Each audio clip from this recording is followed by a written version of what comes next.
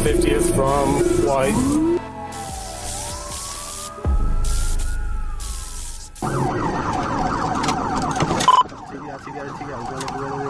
Am 4. Juni 2026 gingen gegen Mittag nacheinander Meldungen bei der Leitstelle ein, dass ein weißer Subaru Forester den Verkehr durcheinander brachte und gefährlich schlingerte. Polizeikräfte, die den Standort des Fahrzeugs ermittelt hatten, gelangten kurz darauf an dessen Seite. Das Fahrzeug fuhr mit Autobahngeschwindigkeit geradeaus, doch der Kopf der Frau auf dem Fahrersitz war völlig zur Seite gesunken und sie war völlig bewusstlos.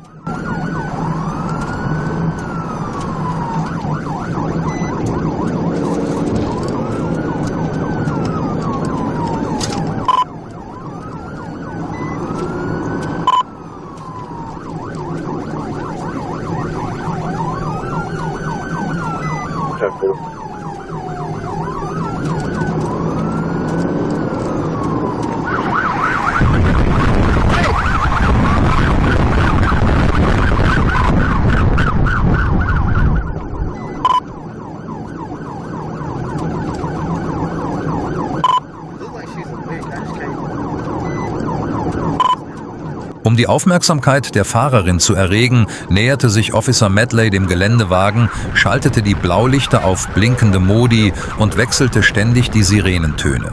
Doch was er auch tat, er erhielt von der Frau am Steuer nicht die geringste Reaktion. Das Fahrzeug fuhr als große Gefahr weiter durch den Verkehr.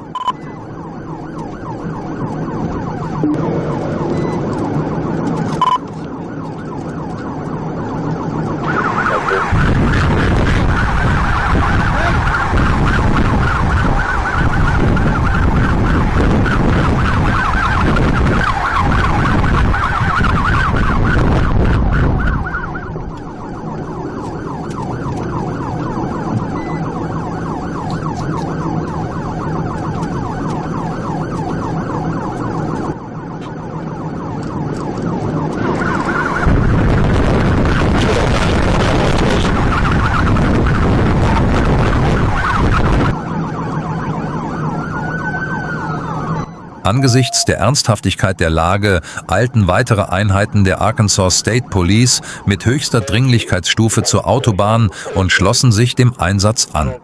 Um das Fahrzeug anzuhalten, das sich wie ein Geist etwa 27 Kilometer lang zwischen den zivilen Fahrzeugen auf den Seitenstreifen bewegte, führten die Polizeikräfte eine koordinierte Einkreisungsstrategie durch. It won't be any way to try to slow her down.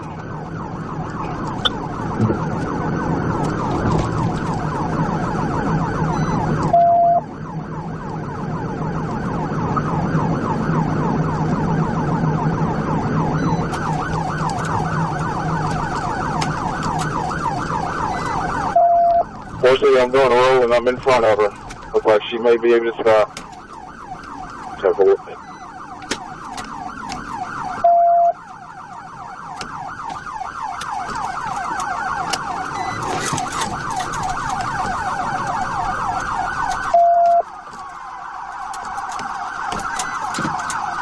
She's still trying to go. We'll have to CVR.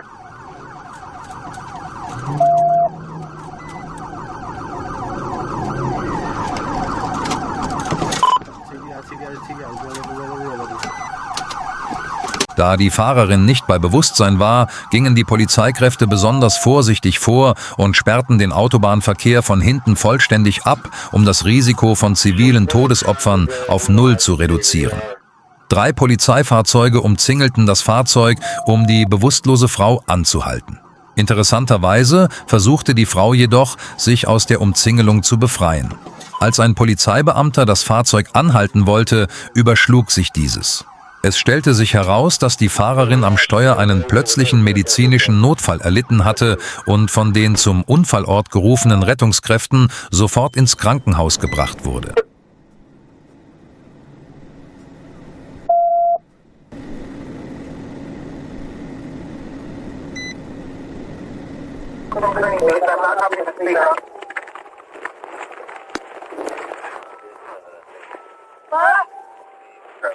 Am 9. Juli 2024 wurden die Teams der California Highway Patrol bei einer Besprechung zum Schichtende speziell vor einem schwarzen Subaru WRX gewarnt, der in der Region für Chaos sorgte.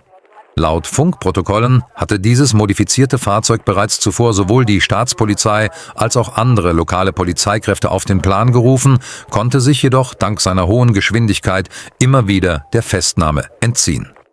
Als das Fahrzeug am Morgen des 10. Juli erneut auf die Polizeikräfte traf, begann eine erbarmungslose Verfolgungsjagd.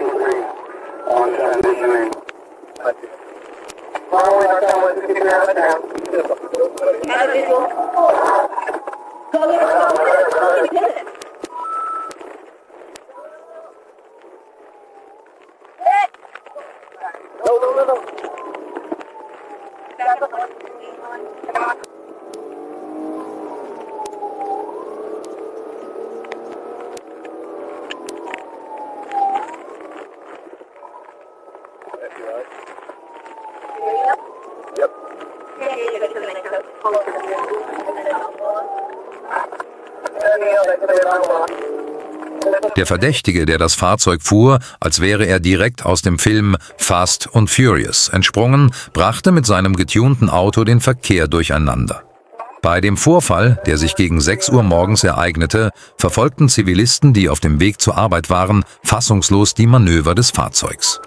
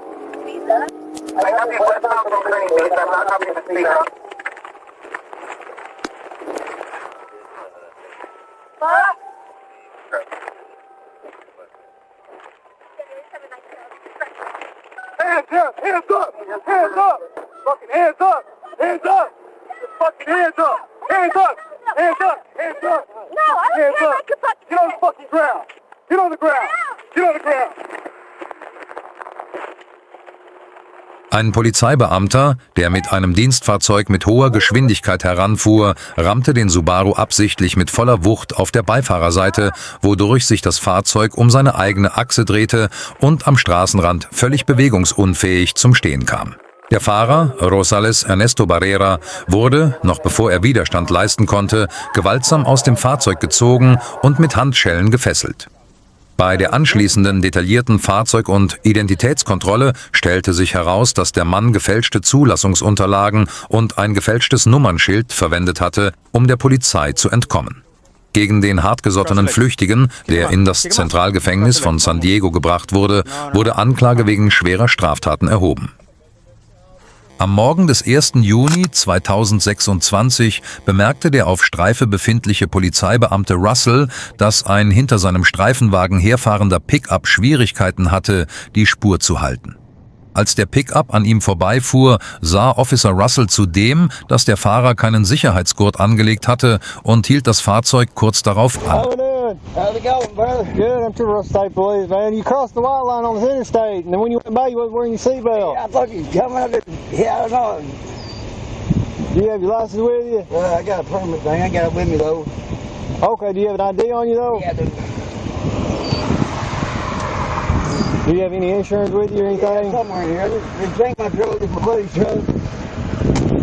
Okay. It's somewhere. I mean, I'll find it for you. Anything illegal in the vehicle? No, sir. Any marijuana? No, sir. Has anybody smoked marijuana in before? No, I don't. Nothing I know of. Not that you know of. That's the reason I'm asking, is I'm trying to get a whiff of it. No, I don't think so. Okay. Well, we. No, sir. Okay. We ain't had nothing to drink today either? No, sir. Okay. Well, I'll let you look for it and I'll come right back to you, okay? In dem Moment, als Officer Russell aus dem Streifenwagen stieg, um die Papiere zu überprüfen, legte Alexander den Gang in die Position D und begann, in Richtung der nördlichen Feldwege zu flüchten.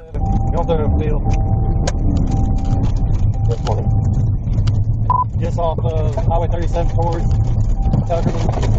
We took a field road off to the right.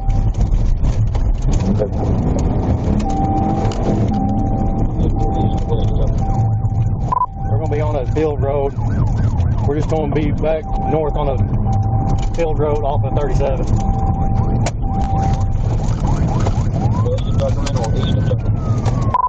We're going to be east of Tuckerman.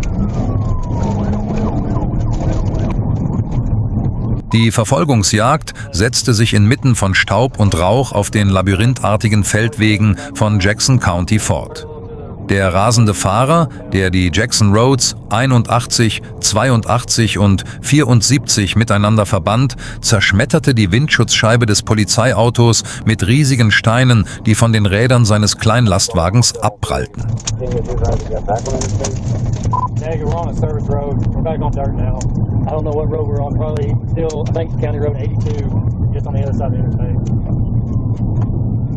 Als Alexander vor einem Wohnhaus an der Jackson Road 82 die Kontrolle über sein Fahrzeug völlig verlor, kam er von der Straße ab, prallte zunächst gegen einen betonierten Wasserkanal und kam erst zum Stehen, nachdem er mit voller Wucht gegen die Beifahrerseite eines dort parkenden riesigen Lastwagens geprallt war. Der hinter ihm fahrende Beamte Russell konnte einem riesigen Trümmerteil, das auf die Straße geschleudert worden war, nicht ausweichen und beschädigte das Fahrwerk seines Streifenwagens schwer. Nachdem der Verdächtige sich weigerte, Handschellen anzulegen, wurde er mit einem Elektroschocker außer Gefecht gesetzt und festgenommen. Der Schaden an der Windschutzscheibe und am Unterboden des Streifenwagens in Höhe von insgesamt $2.378 wurde über die Staatsanwaltschaft als Schadenersatz in die Akte des Verdächtigen aufgenommen. Hey, pull over, dude. Pull over. Pull over. Pull over, dude. Pull over. Pull over. Go to the right. Go to the right. All right, follow. Go. Am 25. Mai 2026 fiel ein schwarzer GMC Pickup-Truck auf, der in der Nähe einer Kreuzung im Gebiet von Long Beach stand.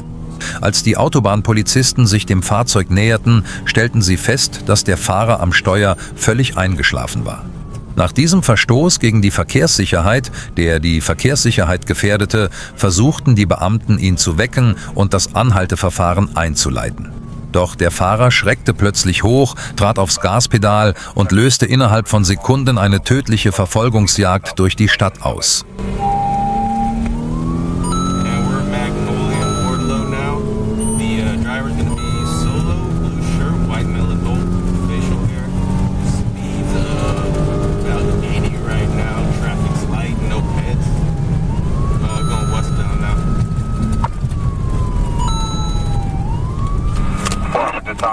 You were stopped on a copy. Driver is going to be solo, white male with blue shirt, and it's going to be at 80 with light traffic, no pedestrians. What's the 1020?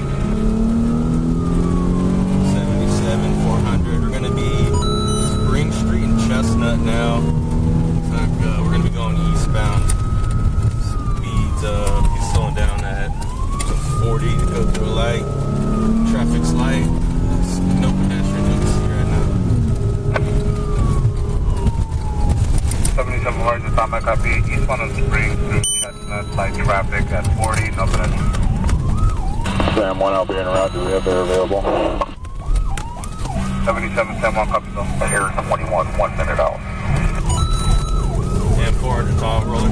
Auf den Aufnahmen der Polizeikameras ist zu sehen, wie der Fahrer, der Geschwindigkeiten von bis zu 160 Kilometer pro Stunde, 100 Meilen pro Stunde erreichte, rücksichtslos eine Reihe von roten Ampeln nacheinander missachtete.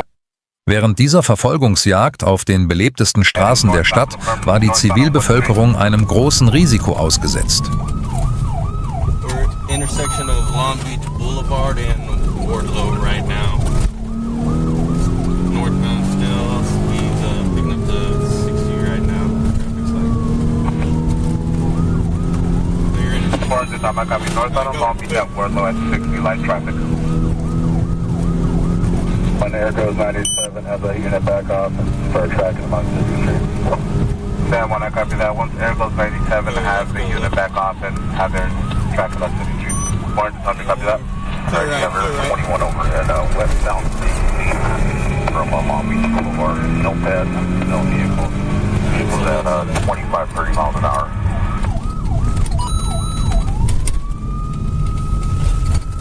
400 ton confirming Air's got it, so we'll disengage and track it.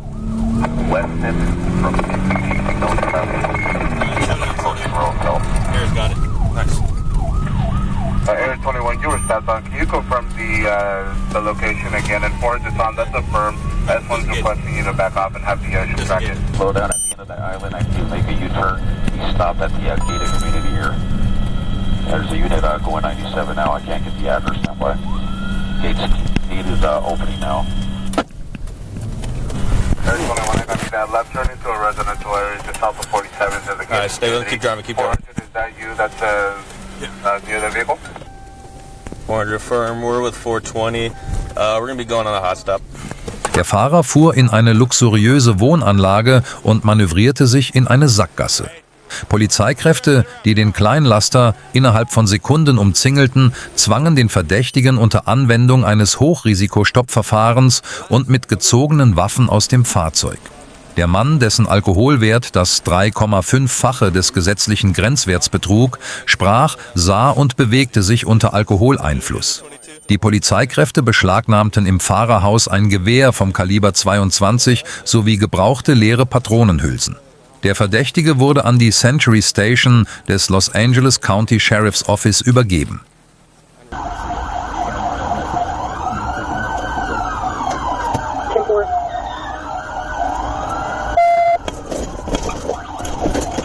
Am Nachmittag des 3. Juni 2026 bemerkte Polizeimeister Tyler Riles, der auf der Nordspur der zweispurigen US-Autobahn 65 mit einer Höchstgeschwindigkeit von 88 Kilometer pro Stunde, 55 Meilen pro Stunde, auf Streife war, einen grauen SUV, der in südlicher Richtung mit rasender Geschwindigkeit fuhr.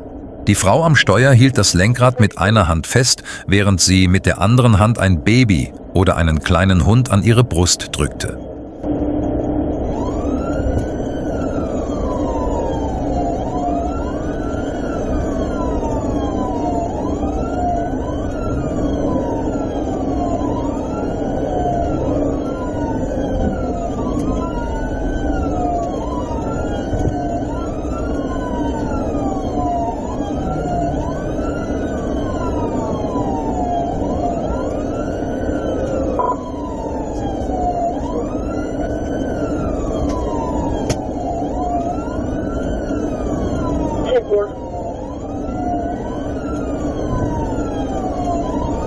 Die Frau ignorierte die Polizeisirenen, woraufhin sich der Polizeibeamte ihr näherte und sie aufforderte anzuhalten. Die Frau beschimpfte ihn und machte eine obszöne Geste. Neben dem rechten Vorderreifen des Fahrzeugs baumelte ein Gegenstand. Die Fahrerin stellte eindeutig eine Gefahr für die anderen Verkehrsteilnehmer dar.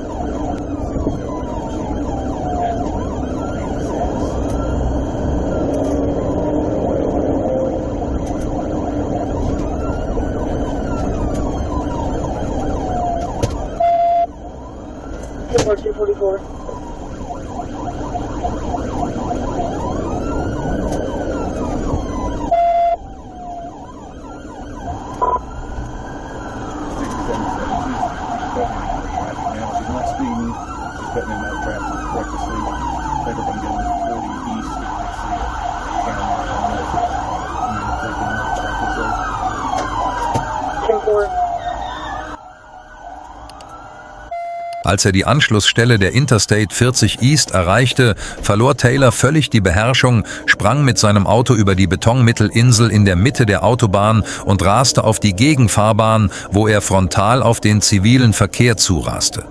Kurz darauf ergriff Officer Tyler Riles die Initiative, um ein Massaker unter den Zivilisten zu verhindern und führte an der Auffahrt eine äußerst harte und erfolgreiche taktische Fahrzeugintervention am linken hinteren Kotflügel des Jeeps durch, während dieser noch in Bewegung war. Der graue Geländewagen, der sich um seine eigene Achse drehte, am Straßenrand vollständig blockierte und seine Bewegungsfähigkeit verlor, war innerhalb von Sekunden umzingelt. Und die renitente Fahrerin Leah L. Taylor wurde, ohne dass sie Gelegenheit zum Widerstand hatte, festgenommen und mit Handschellen gefesselt. Es stellte sich heraus, dass der Geländewagen eigentlich Susan Brandon, der leiblichen Mutter der Verdächtigen, gehörte und dass Taylor das Fahrzeug ohne Erlaubnis und ohne Wissen ihrer Mutter entwendet hatte. Unauthorized Use. Die unglückliche Mutter, die kurz darauf am Tatort eintraf, bedankte sich bei der Polizei und nahm sowohl ihr zu Schrott gefahrenes Fahrzeug als auch den kleinen Zierhund, den ihre Tochter bei der Flucht als Geisel genommen hatte, sicher in Empfang.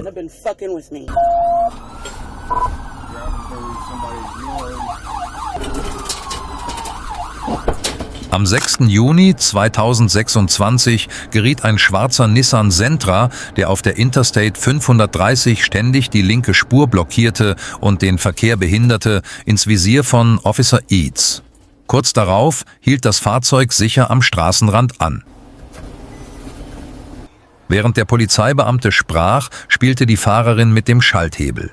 Kurz darauf legte sie den Gang in die Position D und trat aufs Gaspedal, wodurch eine Verfolgungsjagd begann. Das mit hoher Geschwindigkeit auf der Autobahn fahrende Fahrzeug bog scharf in den Garten einer Luxusvilla ein.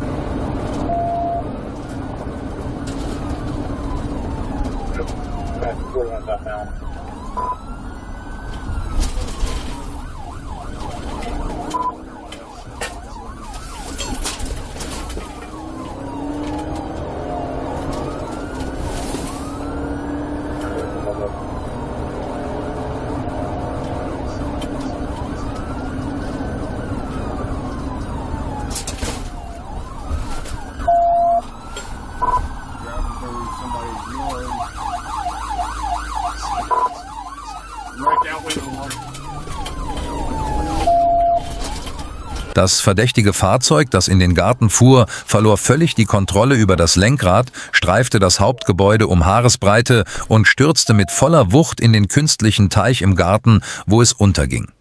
Brown und Sanders, die in ihrer Panik aus dem sinkenden Fahrzeug sprangen, versuchten zwar zu fliehen, wurden jedoch innerhalb von Sekunden umzingelt und völlig durchnässt auf frischer Tat ertappt. Bei den Verdächtigen und dem Auto wurden insgesamt ein halbes Kilo verbotener Substanzen gefunden. Auf diese Weise wurde eine Organisation aufgedeckt, die mit verbotenen Substanzen handelte.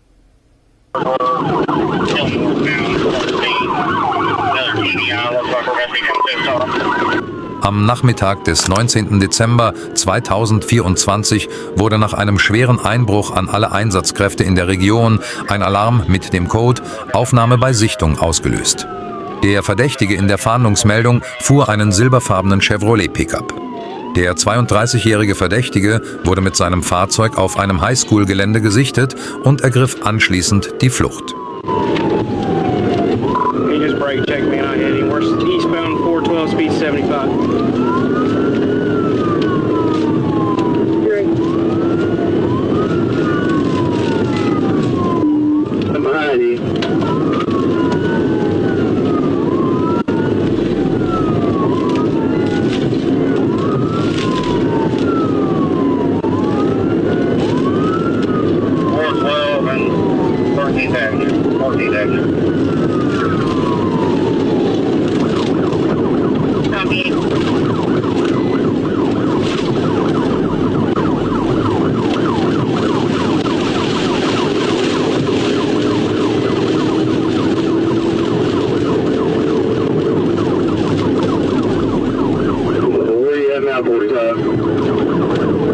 Still 412 eastbound, 100 miles an hour, about to pass Fort Park.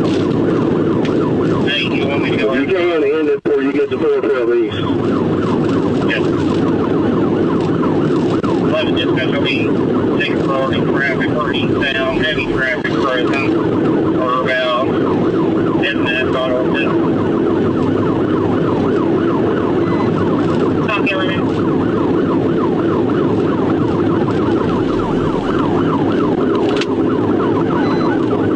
Die Verfolgungsjagd, die mit hoher Geschwindigkeit und auf gefährliche Weise auf der Autobahn fortgesetzt wurde, war angesichts des Gegenverkehrs äußerst riskant.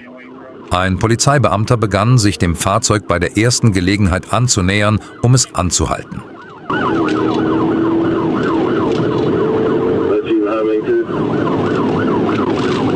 Northbound 808.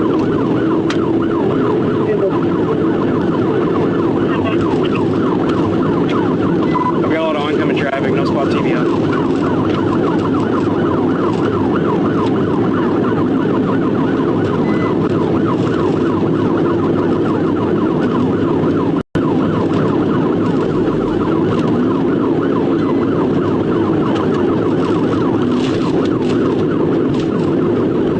Still northbound on 808 Road, just past intersection 83. East, going to be in excess of 100 miles an hour, lot of traffic present. Something like that.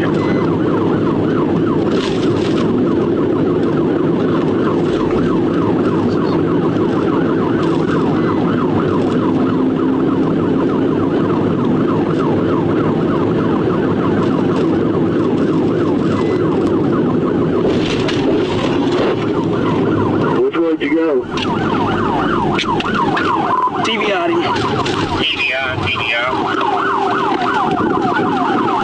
He's running on a flat, 2 flats. Vehicle recovered, we're still northbound, 14. Another TBI, looks like we're going to be coming to a stop.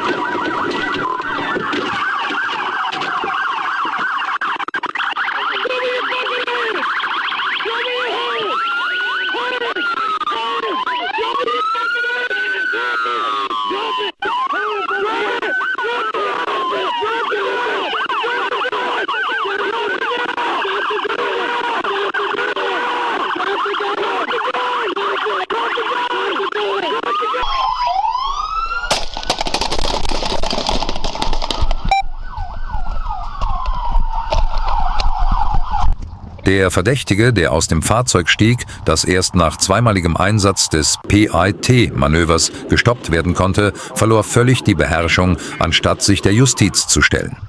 Davis sprang mit einer Schrotflinte in der einen und einer riesigen Axt in der anderen Hand aus dem Fahrzeug, stieß wilde Schreie aus und rannte mit voller Wucht auf die ihn umzingelnden, mit Schutzwesten ausgestatteten Polizeibeamten zu. Den Warnungen „Lass die Waffe fallen!" ignorierend, richtete der gefährliche Verdächtige den Lauf auf die Polizisten und näherte sich mit der Axt. Daraufhin feuerten 5 Polizisten ihre Waffen ab und schalteten den Verdächtigen außer Gefecht. Am 6. Dezember 2024 schalteten Beamte des Clay County Sheriff's Office an einer Tankstelle an der N.E. Parvin Road ihre Blaulichter ein, um einen weißen Dodge Ram Pickup anzuhalten. Der 29-jährige Jonathan Davis Maroney, der Aufforderung der Polizei anzuhalten, nicht nachkam und stattdessen mit einem plötzlichen Manöver Vollgas gab, löste im Northland-Viertel von Kansas City innerhalb von Sekunden einen tödlichen Albtraum auf der Autobahn aus, der die Funkgeräte in Alarmbereitschaft versetzte.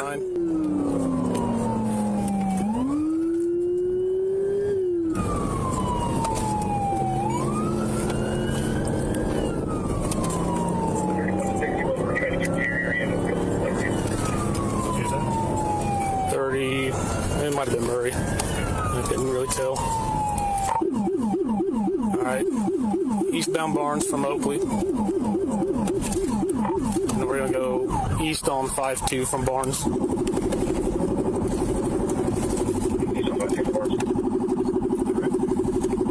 South on Topping.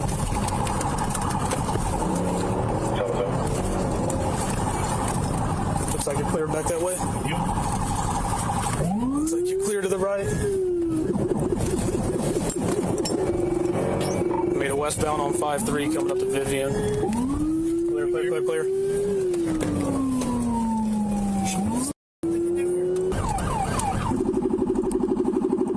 Back south on Brighton from Vivian. Speed's about 50-55, no traffic. I knew he was going to do it at some point.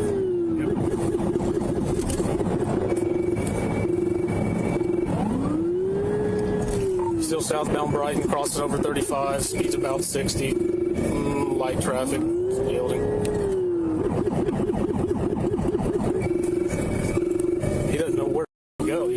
got 2 interstates to jump on. Alright, we're back eastbound 48 from Brighton.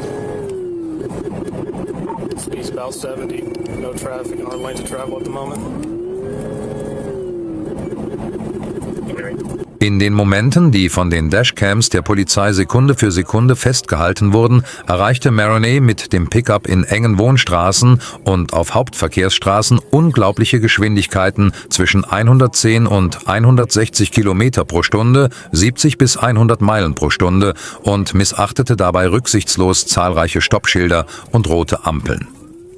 Um den hinter ihm herfahrenden Polizeifahrzeugen zu entkommen, fuhr der Verdächtige, der völlig blind vor Wut war, wiederholt auf die Gegenfahrbahn und raste durch Vorgärten. We're gonna make a westbound 50th from White, coming up to Topping. Sorry, Bel Air. We're gonna be northbound Bel Air.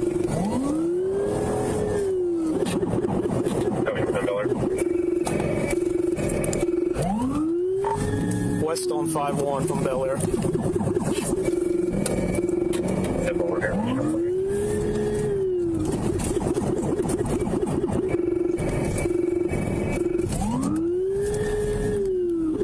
South on Oakley from 51. And we're about 50-55, no traffic.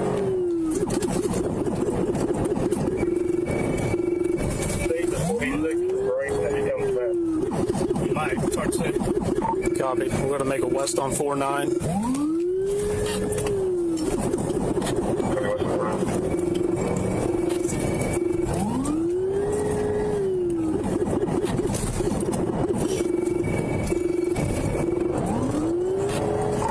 Still west on 49 through Denver.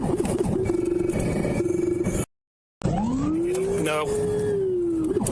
North on Brighton from 49. He's blacked out, going the other way. All right, southbound wind from Brighton.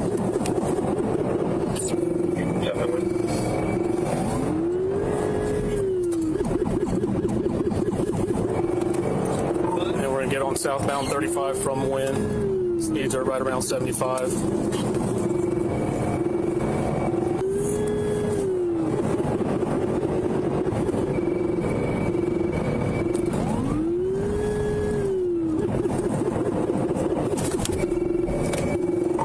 Exit to Antioch.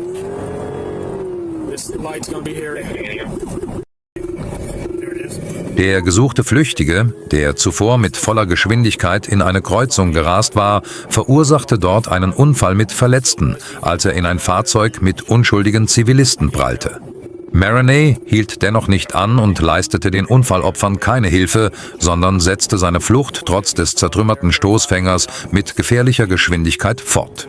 Der Verdächtige, dem es gelang, auch einer von einem Polizeibeamten auf der Straße ausgelegten Nagelbandfalle zu entkommen, verwandelte die Straßen der Stadt in ein Schlachtfeld. Alright, they're gonna make a westbound on 47 from Antioch. I get a chance to TV.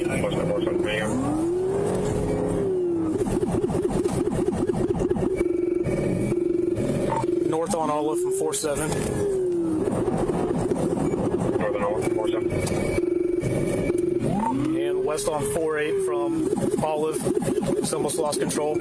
Als das Fahrzeug eine Kehrtwende machte, um zu entkommen, ist zu sehen, wie ein Mann vor einem Haus zu Boden fällt. Im Polizeibericht gibt es dazu keine Angaben. Ich vermute, es handelt sich um jemanden, der in diesem Haus wohnt.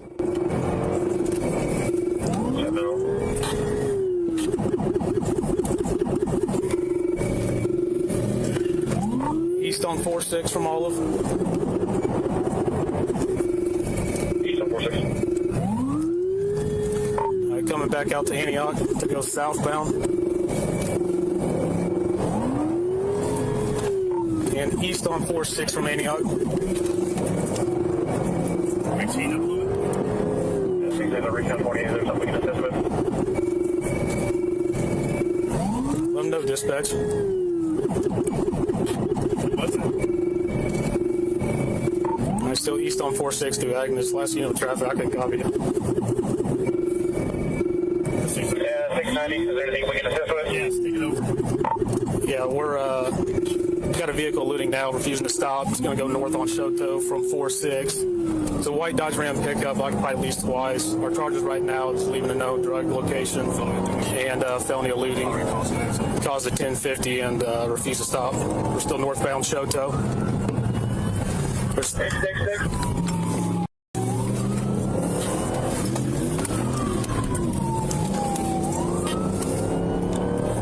West on 4-8 from Shoto. West on 4-8 from Shoto. Going to continue westbound through Gladstone. Speeds are about 48 mile an hour. No traffic. Down Antioch through 47th.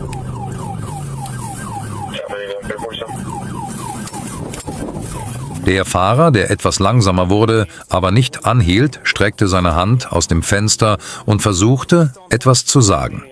Die Polizei schien jedoch nicht darauf zu achten und begann mit Manövern, um ihn zum Anhalten zu zwingen. Stop the truck. North on Olive from 4-6. North and all. Is there somebody else in the back of that thing, I guess?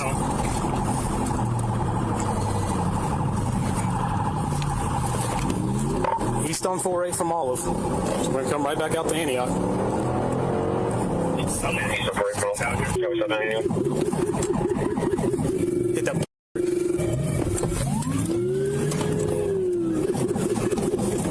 Everything that we got to go on west on 4-6 from Antioch.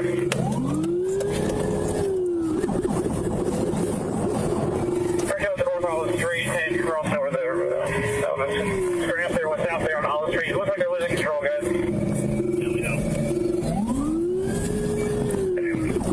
Continuing south there on Olive, south on Olive. South on Olive. I got the approaching northeast 44 stairs. They're slowing down, guys. Looks like they're really struggling to keep driving. Slow down just past northeast 44 stairs, north Olive, still going south, so about 30 miles an hour. Ready for a footbed?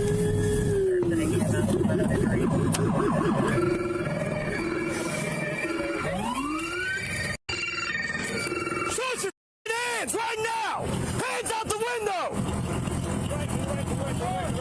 Shut the car off! Now!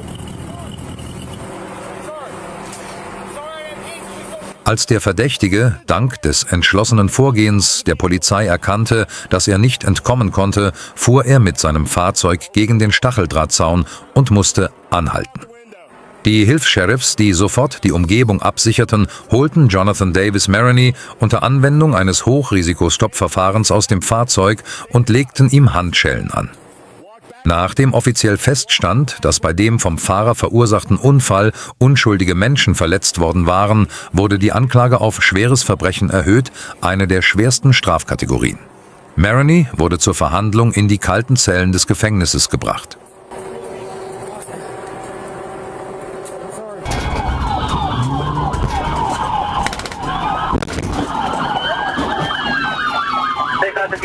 Die Meldung über ein gestohlenes Fahrzeug, die aus einem benachbarten Bezirk kam, führte zu einer Verfolgungsjagd auf der Interstate 75 mit Geschwindigkeiten von bis zu 195 Kilometer pro Stunde. 4 Polizeifahrzeuge wurden zu Schrott. Am Morgen des 9. Januar 2026 wurde in einer Durchsage ein gestohlener schwarzer Hyundai Kona auf der Autobahn gesichtet, woraufhin eine Verfolgungsjagd mit hoher Geschwindigkeit begann.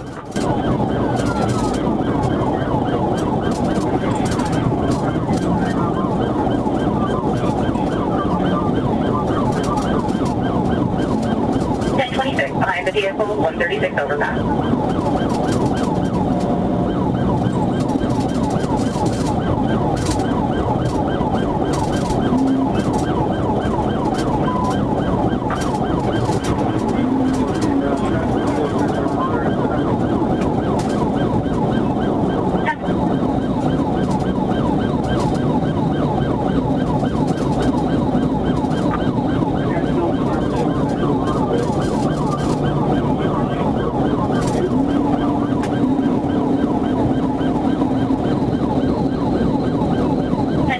Approaching me 138.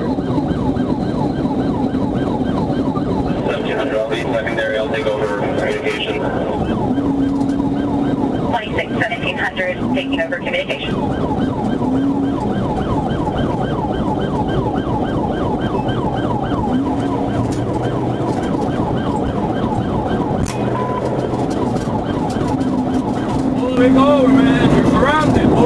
Der Verdächtige, der die Aufforderung Pull over des direkt hinter ihm fahrenden Polizeibeamten ignorierte, hatte keinerlei Absicht anzuhalten.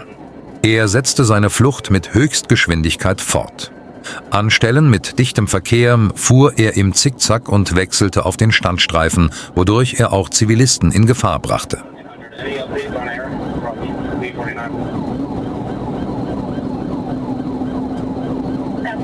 I'm landline with LCSO attempting to set up a bin patch with Hilo now. We're northbound, just passing over 139 overpass. Speed 120, left lane. Northbound, passing the 139 overpass, speeds 120 left lane.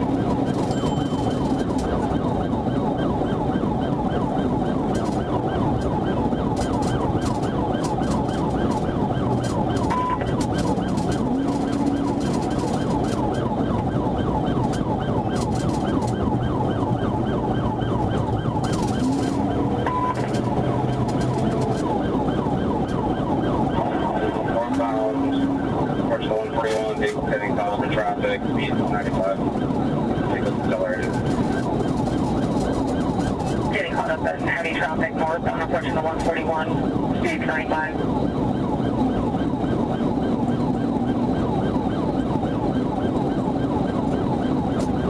Really, we're stressed point.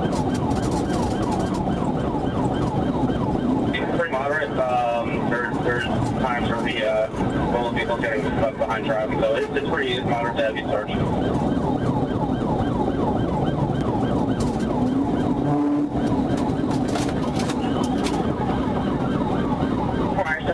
Just confirming you guys to terminate.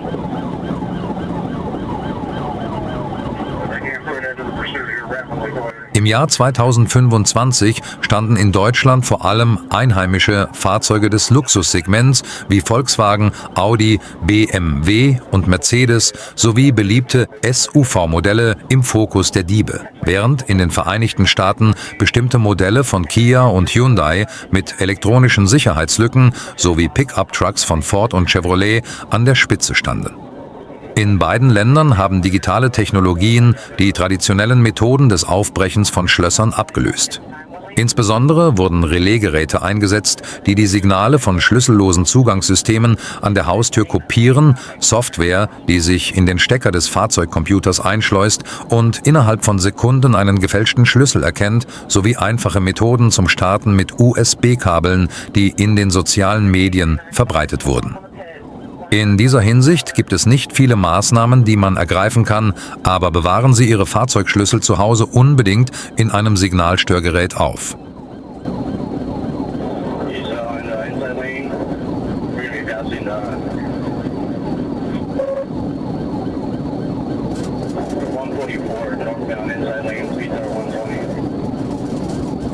Miles per hour passing the 144 into 145, speeds 124.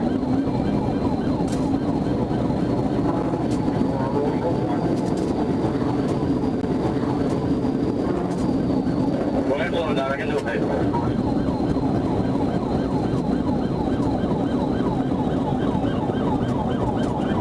You make 10 to 5 a shot, kind of, I don't know what's going on.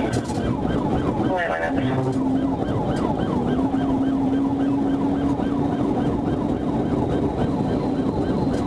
Slow down.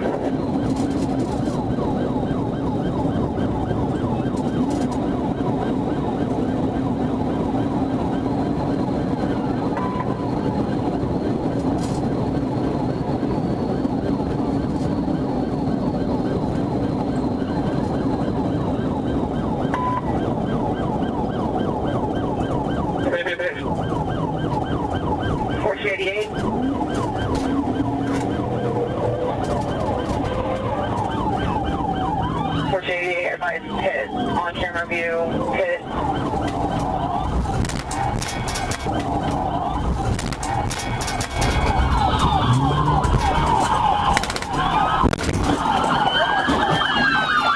They got the vehicle at the 149 mile marker 149 right hand lane, slower to speed traveling per camera view.